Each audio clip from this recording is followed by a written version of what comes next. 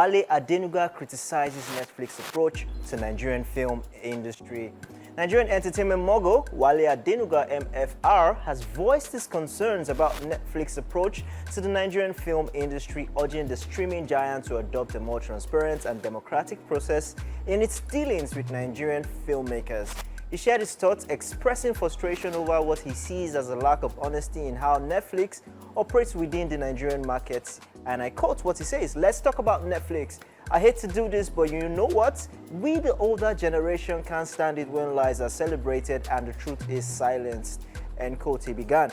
He pointed out that Netflix and other international streaming platforms initially entered Nigeria to test the market, but quickly retreated. Wale Adenuga dismissed common excuses for their departure, such as Nigeria's economic struggles or the actions of greedy movie producers.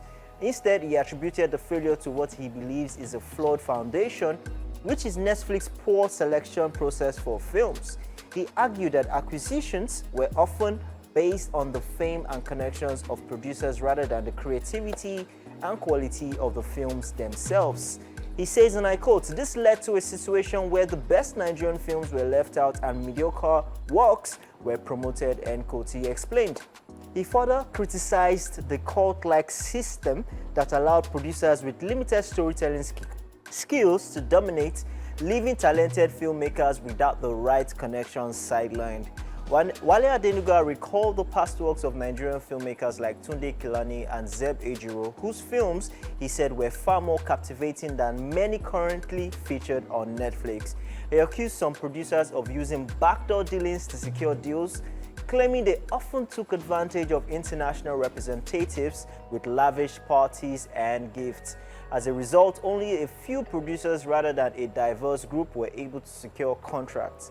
In closing, he said, "If Netflix or any international platform wants to acquire the best of Nigerian films, they must adopt a democratic and transparent selection process."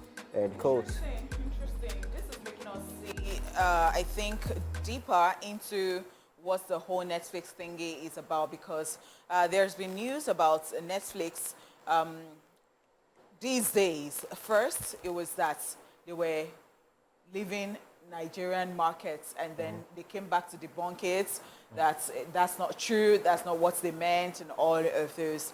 And now he's pointing out some issues, and he's not even dealing with like the conventional issues that people have been talking about.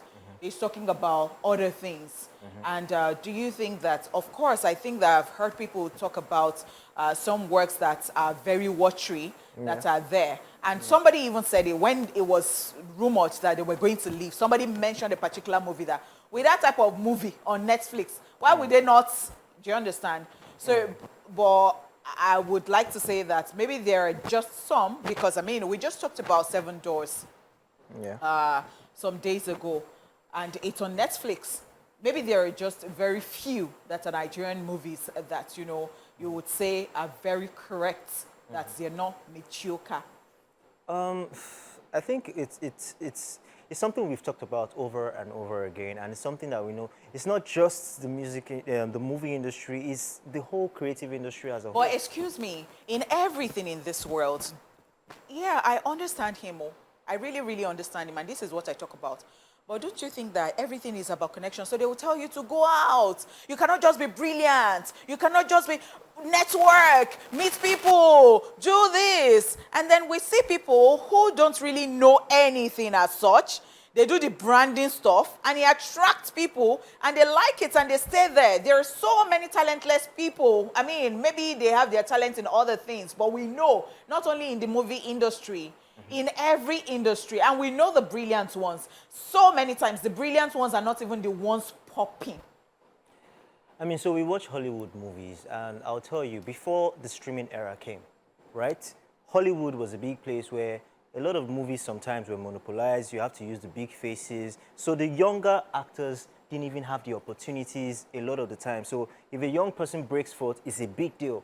So what happened? They started creating series, right? So you see the series started coming, Netflix came, Prime came, Apple came, you know, so all these guys started creating series. Now that gave the opportunity for younger filmmakers, other filmmakers who are not known in quotes, to get platform. jobs. Yeah. So Hollywood started circulating, jobs started circulating. So maybe you watch like 5 different series and you see new faces. So it allowed new people to come forth. But you don't see that happening here. We thought that with the emergence of a Netflix, with the emergence of a Prime Video, all these names in Africa, it was going to give opportunity to the film industry to be able to bring in newer faces. You can watch 1 or 2 movies and see new people. That was what happened with Breath of Life. Chimezie Imo, who had a great year. Yeah. Nobody knew him before that, but he was given an opportunity and it became big. We don't know certain filmmakers before them, but it's been monopolized here. We've talked about it over and over. It's not just the movie industry. It's a thing, it's a culture here. If you don't know somebody that knows somebody that knows somebody, you're not going to go anywhere. You know, so you see they give the money to the big movie producers. The big movie producers take their own people. So you would watch 5 movies from one person, for instance, and you'll see the same faces being repeated in those 5 movies. And then the storylines are almost all the same. So it's a long route. Discussion.